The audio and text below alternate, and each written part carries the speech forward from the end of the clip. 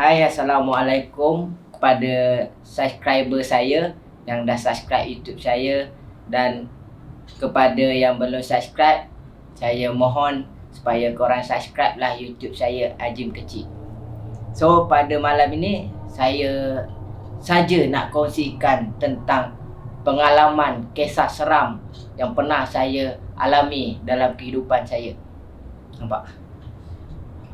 Belum cerita lagi, belum umur dah naik. Cerita ni bagi saya agak seram sebab saya sendiri yang nampak benda Allah dan sesuatu di depan mata saya. Kisahnya bermula selepas saya habis menduduki peperiksaan SPM. Selepas saya habis menjawab peperiksaan SPM, saya nak cakap bebas tu tak adalah bebas, tapi family saya membebaskan saya, iaitu saya boleh keluar malam. Nak cakap tak ada had limit, ada, tapi dah boleh keluar malam. Dan masa SPM saya tak boleh keluar malam langsung. Selepas saya habis je last paper tu, saya merdeka dan merdeka. Yelah, biasalah, nama pun orang muda, darah muda, mesti nak merasa macam mana keluarnya malam kan, selepas habisnya SPM. So, selepas je saya habis SPM, saya pun pergilah keluar melepak, bermain futsal, bermain masa tu Mobile Legend dekat mamak. Dulu zaman saya, mamak tu adalah, nak cakap syurga tu tak adalah syurga, tapi tempat berkumpul oleh budak-budak muda pada zaman saya. Sebab mamak tu ada wifi. Sampai kan pukul 2, 3, 4 pagi saya balik. Saya balik tu, perjalanan saya nak ke rumah tu, Allah, nampak tu, naik lagi bulu roma saya. Perjalanan saya nak balik tu daripada tempat lepak nak ke rumah pada jam 2, 3, 4, 5, 6 pagi tu, saya ada ternampak satu, nak cakap lembaga, tak adalah lembaga. Sebab bila saya dah nampak, saya tak tengok. Saya buat tak tahu je. Bila saya buat tak tahu, saya jalan je, saya ada nampak buat-buat cuit-cuit pandang macam tu. Saya ada ternampak kain putih berada di pokok kelapa berhadapan di rumah saya. Saya ingatkan, alah, sampah ke yang terbang, plastik ke. Bila saya cuit-cuit tengok macam ni, saya nampak ada kain putih. Lepas saya nampak belum saya naik.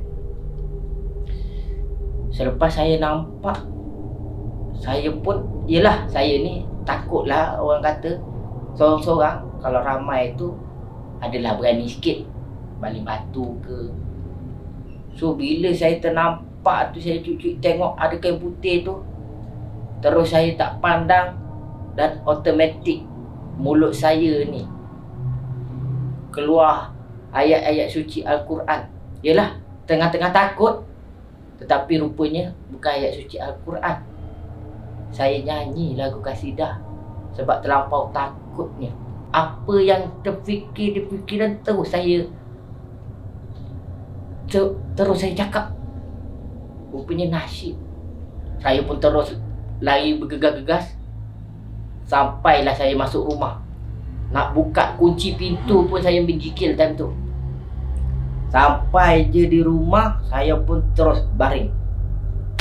Memang masa tu memang nak kata tak boleh tidur lah. Dapat pula satu mesej WhatsApp grup kampung, yang rakan sekampung saya baru pulang daripada kerja sebab dia shift malam dan dia OT. Dia cakap dia pun ternampak sesuatu dekat depan rumah saya di pokok kelapa tu. So saya cakap benda ni betul lah, bukan tipu-tipu. Lagi dia depan rumah. Terus saya buka surah, saya baca sebab takut dia masuk duduk kat sebelah saya. Itu bukan pengajaran bagi saya. Walaupun ternampak saya bangun pagi, mesti saya dah terlupa. Keluar macam biasa. Pada keesokan harinya pun lepak. Pukul 2, 3, 4 pagi Kang baru balik. Benda yang sama berlaku, cuma tempat tu je yang berbeza. Dalam 2-3 hari selepas itu pun saya pulang daripada selepas lepak daripada mamak tu. Saya terus pulang ke rumah. Sebelum sampai rumah tu angin kuat. Saya angin kuat. Biasalah. Ui, sejuk aja kan angin kuat.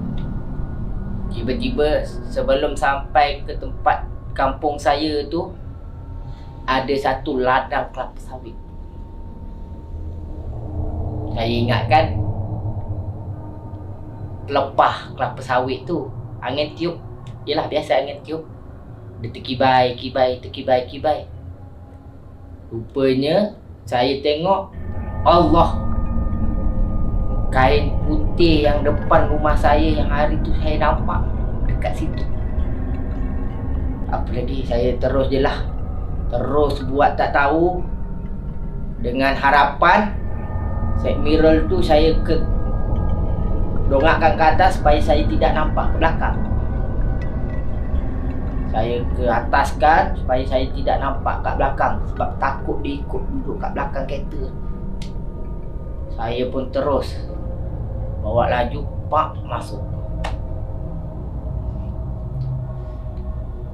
Itulah pengalaman seram saya ataupun kisah mistik yang pernah saya alami.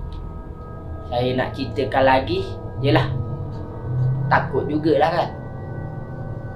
So, kepada korang yang mana ada kisah seram ataupun kisah mistik yang pernah korang alami dalam kehidupan korang, yang lebih seram lagi daripada kisah saya, korang boleh share kan di ruang komen YouTube saya ni. InsyaAllah kalau saya baca tu tak ada seram sangat, saya reviewkan kisah seram anda pula. Tapi kalau saya baca tengok seram lah juga, baru baca seram, apatah lagi kalau saya nak menghayati untuk menceritakan kepada orang, saya takut. Tapi insyaAllah lah, saya